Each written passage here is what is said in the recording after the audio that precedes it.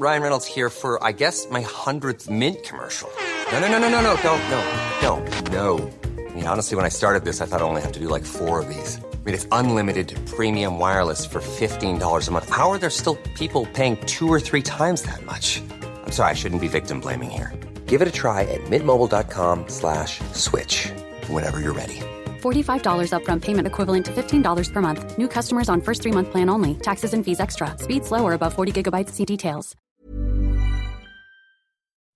We acknowledge the traditional owners of country throughout Australia and recognise their continuing connection to land, waters and culture. We pay our respects to their elders past, present and emerging. Welcome to This Song Is Yours, a music podcast where we chat to a new guest each week, talk about their life and creative endeavours, and talk to them about some of the music they love. Our show works by chatting to our guests about music, their songwriting techniques, and occasionally getting them to make you a playlist of the songs they love. Welcome to episode 172. I'm your host, Simon Fink. Our guest today is Vancouver Sleep Clinic. The Australian singer and producer returns this week with his 3rd studio record, entitled Fall in Paradise. In today's episode, we're speaking with frontman Tim Bettinson about how COVID allowed him to slow down, working with Shari for the new record, and how Ricky Gervais is a big fan. Here we go. Our guest today is a wonderful singer, songwriter and producer from Brisbane, Australia. Having spent the last 9 years releasing music, touring, and having his songs feature on shows like Suits and The Vampire Diaries, he's returning to releasing music as of tomorrow, when he releases his 3rd studio record, Fall in Paradise. Please welcome to This Song Is Yours, Tim Bettinson from Vancouver Sleep Clinic. Hello. Hello. Thanks for having me. My absolute pleasure, Tim. Thank you very much for your time. How are you? I'm doing great. Lovely day here in Brisbane, Australia. Just getting into it. That's very good to hear. It looks like there's a lot of sun coming into the room that you're in. I am guessing that you're in the studio at the moment. Yeah, I'm just in the studio. Got a little bit of natural light, which is always nice because I'm not kind of a big nature person. So when I got the plants and the light happening, it's pretty sweet. It looks like a beautiful mix. I feel like sometimes studios are, for lack of a better term, they come across as somewhat sterile or just kind of like they're black and grey, whereas and obviously this is a podcast, so people won't be able to see it, but it's a beautiful kind of light green, tall ceilings. It looks like a very nurturing kind of environment to create music.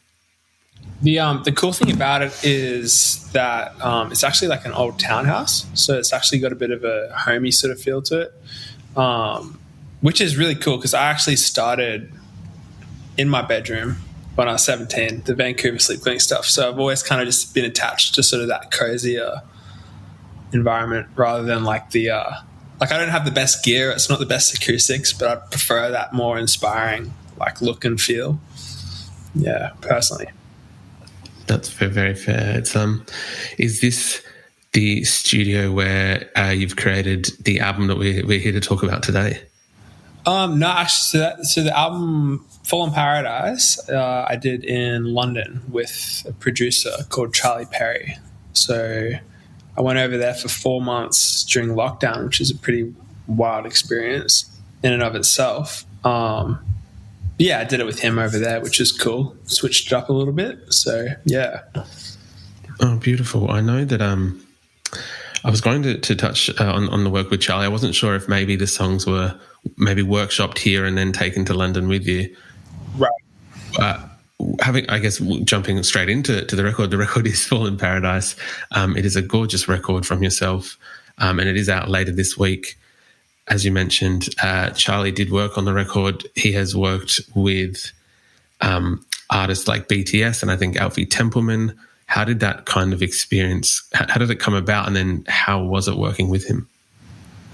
So I met Charlie, I was in London probably a year before that, and I was kind of doing like a bunch of sessions with different producers with the idea in mind of trying to find one that I really clicked with to do the next album. And yeah, he was just one of those guys, like as soon as I met him, just had a really good feeling. You know, you can tell a lot of time with producers, like some of them, they're just trying to get people in and out the door and turn over songs as quick as possible and just make money, which is fine because it's like how a lot of the industry works. But for me, I'm like very much a project person, and I like putting the concept together, and he was on the same page as that, which was really cool. He's just super musical, and so we just kind of gelled off the bat. And then we were originally going to do the album a lot sooner, then COVID happened, so I went home for a year, and we finally managed to make it. I went over there a year later, and we did it. So yeah, it made it happen eventually, but it took its time for sure. Yeah, of course. I think obviously the pandemic has had its effects across the arts and creative industry that I don't think I even kind of need to go through the list because everyone's aware of. Yeah. I guess looking for a silver lining in that, from what I heard, was this time, as you mentioned, you've been doing Vancouver Sleep Clinic stuff since you were 17. Yeah. And it's kind of been nonstop for you since, touring, recording, playing shows, everything else. From what I heard, the pandemic allowed a little bit of a break and a little bit of a, I guess, wind down from yourself in terms of taking stock of what's going on around you and being able to kind of almost have a breather, if you will. Yeah, no, it's so good. Like, it was almost a mandatory, like, chill out period, which I think I've kind of just been going foot to the floor since high school with the music stuff. So I never really given myself the liberty of sitting back and just like reevaluating everything. So that was kind of cool in a way. Like, it was obviously not ideal circumstances, but it sort of forced me into that state of mind. Did you feel, or did you find, I guess, that having the ability to stop and change the environment around you, that impacted, or that your songwriting or creative process was altered from that? Like, did it change anything in relation to those things? Yeah, I think the cool thing about the way this album came together is I've never actually done like an album in a full block of time before. Like, it's usually kind of scattered ideas over a year or so, however long it is. But this time it was kind of, you know, I'd had this year at home in Brisbane beforehand in lockdown, which is the longest time I've been home as well. So I had this whole kind of year to sort of like contemplate things and think about the next move. And I guess all of these ideas just started brimming inside of me. And then I kind of had this 4-month period where I could really just dive into it and get it all out at once. So it was a really cool, like, cathartic type experience, being able to really actually have that year or so just to sort of be living and be engaged in the present, and then be able to dive in also straight after that in one block and kind of say everything I wanted to say. Yeah, of course. Do you think that's a process you would, I guess, having the ability to have done that, is it something that you'd look at revisiting for future releases? Do you think that you'll go back to your previous way? Do you think you'll, maybe it's a mashup of both previous processes? It's hard to say. It's just a really difficult industry in terms of the pace that it moves at. And I'm not going to go ahead and say COVID was great, really, at any scale for anything. But the one thing that it did do is it was kind of a great equalizer for all artists, and whatever level or whatever stage they're at. Everyone's sort of like, even, you know, pop stars are staying home. So it's kind of like that whole pressure to tour and to release records was kind of, the heaviness of that was sort of gone for like 2 years. And I don't know if we'll ever have something like that again, because now that we're back in full swing, there's just so much competitive energy between the labels and the businesses, and the touring's really competitive because venues are all booked out, and it's just like this kind of constant pressure to be doing things. So I think, you know, it could be one of those things where it's like maybe that sort of time will never come around again, that like literal 2-year period where everyone was able to chill out and just work on themselves and their music. Who knows? I definitely learned a lot from it. Like, there's bits I liked about doing it like that, but even now it's just so hard to still, like, day to day, I'm just, now that I'm back in the grind, just it's so hard to remind myself just to chill out a little bit. And yeah, I feel like we are all what is the word, creatures of habit, and it's difficult to shake off those previously learnt tendencies. Yeah, 100%. Yeah.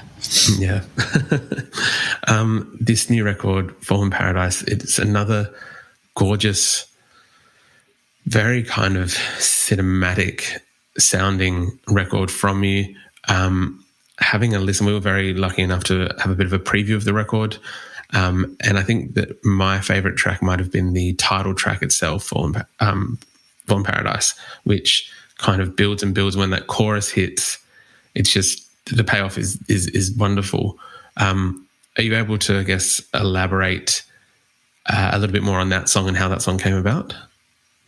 Yeah, I mean, so the song came before the album title. So I kind of like, it was one of the earliest songs I wrote, actually, when I was still kind of just diving into the concept I wanted to explore. And I think it was mostly sort of triggered kind of just like what I was talking about before. Like, the idea of Fall in Paradise for me was having, I guess, your entire comfort zone and everything that you're used to, and your habit and whatever it is, whatever that environment is, that paradise that you're just so comfortable in, just getting taken away, like the carpet being pulled from you in a second.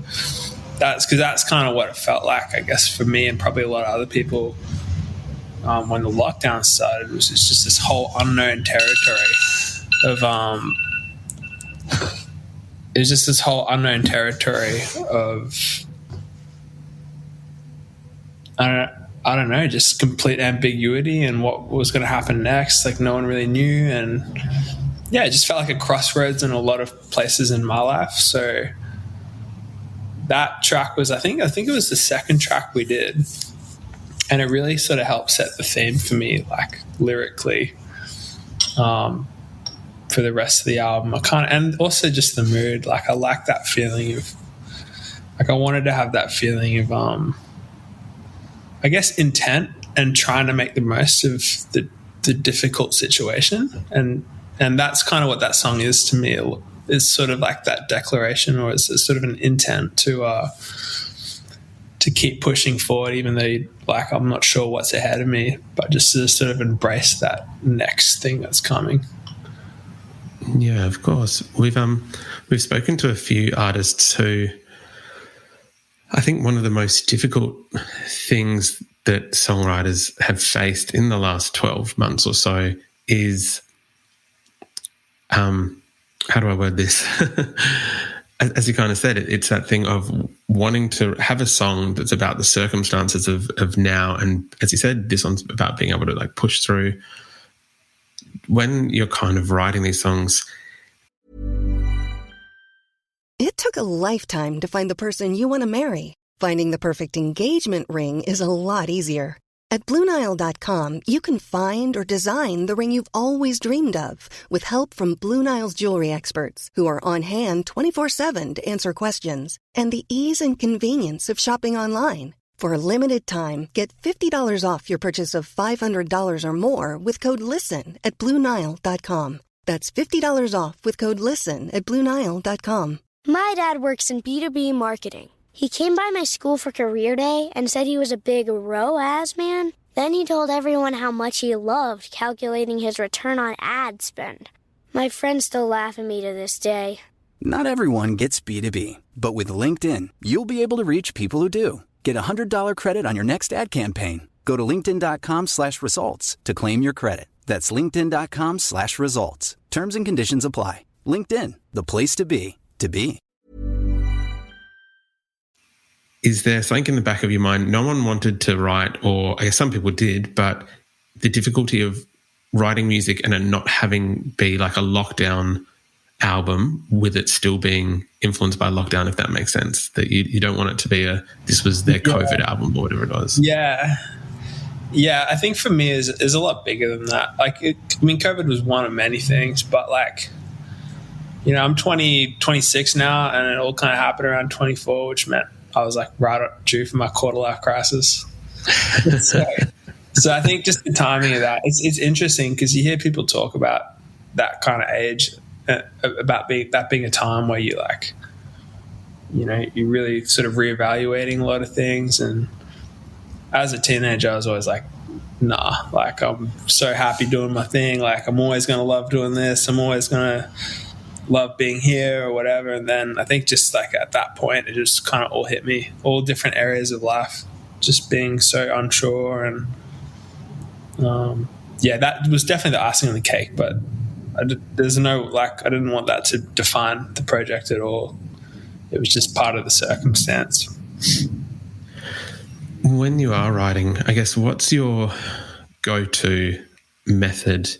It might vary time to time, and I know it's obviously not a set I can't even get the word out. It's not a set process, the same process every time. Yeah. When you are inspired creatively, is it usually a lyric? Is it a melody? Does that kind of vary each song of what it is? And then how do you kind of take that thought and then turn it into what it does become? It definitely changes. I'm a pretty loose person. In general, like I don't have a lot of routine to my life. So that kind of translates into the studio. I don't really have a set way of approaching things, but generally what will inspire me is like a sound or a texture first. I'm not like really one of those sorts of people. I've got friends that do it. They just kind of like always writing lyrics or poems or ideas down. And I've never even really had a notebook or anything. So I'm not really that sort of person. But weirdly, what happens for me is when I hear something and I get a melody, I'll just record like a demo take of it with just like gibberish words. And so often there's a few words in the gibberish words that kind of stick. And it's just really weird how the subconscious like almost reveals to you what you want to say. It's almost like something's been pent up inside of you and you hear a certain chord progression or a certain sound. And it's like those words just get unlocked. And that's kind of how it works for me. But just before I mentioned as well that your music is, like this album but your music in general, but it is quite cinematic. It's quite open in its scope. Are you also quite a visual person when you create? Like when you're kind of maybe arranging or coming up with some of those melodies, is there ever maybe not like a synthesesia kind of situation, but like, I guess, does imagery play a part in that as well? Yeah, big time. I think I've just always loved movies and comics, and I think like just the natural cinematic feel of my music that's kind of always had, I think, is just because of how much like I love that association between like picture and music and soundtrack. So I think a lot of the time when I'm working, even like honestly, even like a lot of the time I'll just have like old movies or trailers or whatever just playing in the background while I'm working, just because I find it really cool to it just gives it a whole new feel sometimes when you're getting stuck on an idea and then you see like, some cowboy like riding through the desert on a moped, and then all of a sudden it feels cool again. So yeah. That might have changed how I'm going to re-listen to some of this album moving forward. Yeah. I know that you're a big Hans Zimmer fan, the famous composer who kind of does that. Have you ever thought of, obviously there's Vancouver Sleep Clinic, have you ever thought of kind of putting your skills to something like that, to scoring and soundtracking? Yeah, that's actually been a dream of mine. I think I'm just waiting for the right, the right timing and the right fit. Because I think the thing is, like, I've got a few friends that do soundtracks, and my brother actually does movie trailers. And what they all say is that a lot of the time, especially in the commercial film world, it's just such an intense job. Like, it's so time sensitive, and just like, you just don't sleep much for like the month or two that you're working on it, essentially. So I think I just need to be at that point where I can lock myself in a room for 2 months, and I think with the right director too, because I don't really want to be getting yelled at all the time. But it's definitely a dream of mine. Like, I can't wait to do it one day, but hopefully it'll be the right thing, the right time. 100%. I feel like you're already, or maybe not half of the way there. I feel like you've already got some good steps in place. Your music, or the band's music, has been synced quite heavily, or like you've had, I think, having a look at the list, there was The Vampire Diaries, Suits, The Good Doctor. There was numerous. I can kind of keep going on and on. Yeah. Do you find? I guess this is a two-part question. Do you find that the song takes on a different context or different meaning to you when you see it being played alongside a visual image like that? And then I guess secondly, do you find that then opens you up to new fans that you might not have been exposed to previously?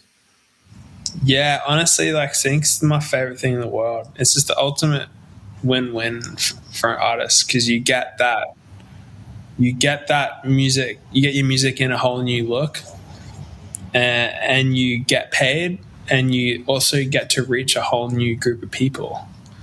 So it's just like an awesome like collaboration. I've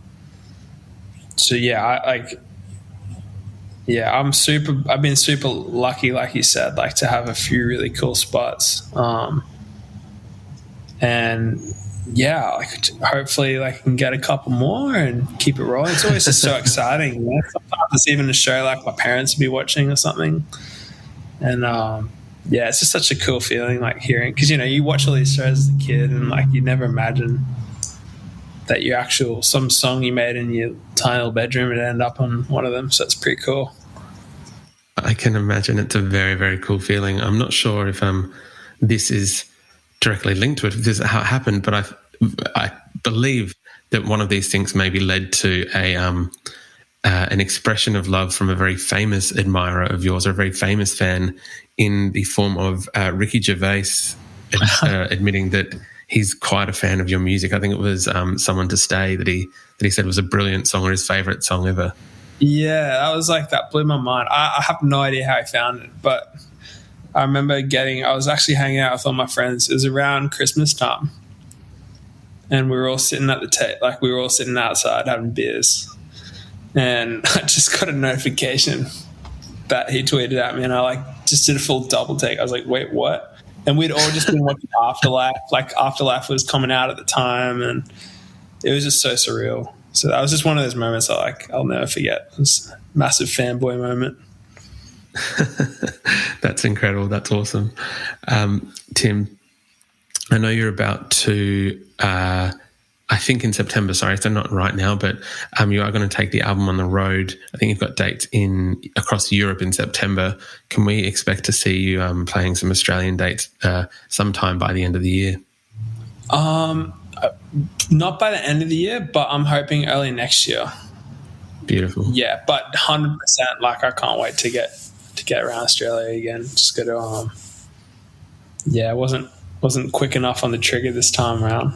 I think there was a bit of a build-up as well from the COVID stuff, and but yeah, early next year is the goal. Like, to get into some venues and get back into it again out here.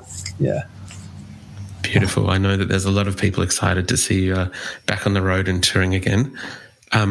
Lastly, we would usually ask, I guess, what they're currently listening to, if there's a record or a single EP track, whatever it may be, that's taking your fancy at the moment. Is there anything that is, that's currently your favourite? Oh, I've actually been tapping into some older stuff, weirdly. So I've been getting into Portishead, Dummy, like, a lot. Nice. And some old Massive Attack. So kind of just like the 90s, like sample stuff has been really fun.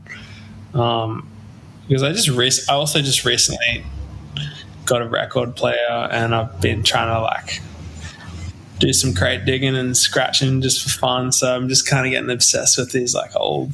They're not even. I mean, I guess they are kind of old albums now. If you think about the 90s, it's like 30 years ago. Yeah. But, yeah, I don't know. I'm feeling like I'm reaching that point where I'm like, I'm not listening to as much new stuff as I used to. I don't know if it's for the best or for the worst, but I keep going finding these old things my dad owned that I used to think were so dorky, and now I'm like, oh, Dad, you're actually pretty cool. You listen to cool music, Dad. I think it's a lot of people I've spoken to, and I'm very guilty of this as well, was like, yeah, for years being like, Dad, you have no idea what you're talking about. And then at a certain age just going, oh, no, you're pretty smart. You got it. It's fully a thing. Isn't it? That age. Crazy.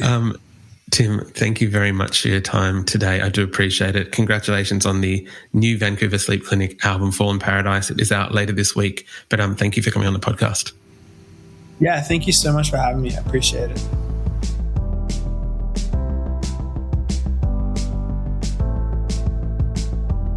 And that's our show. A massive thank you to Vancouver Sleep Clinic for his time. Fallen Paradise is out tomorrow, and we've left links in the show notes if you'd like to stream the record.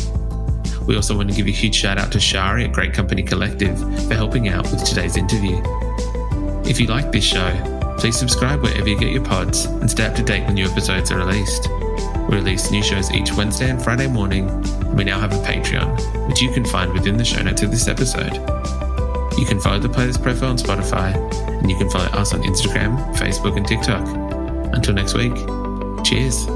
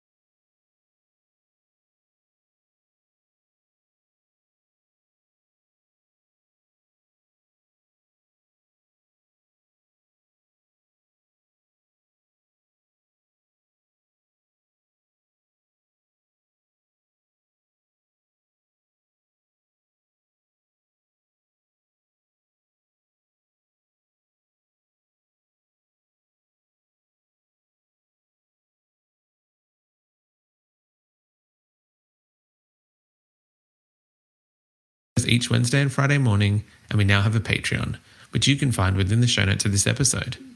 You can follow the playlist profile on Spotify, and you can follow us on Instagram, Facebook, and TikTok. Until next week, cheers.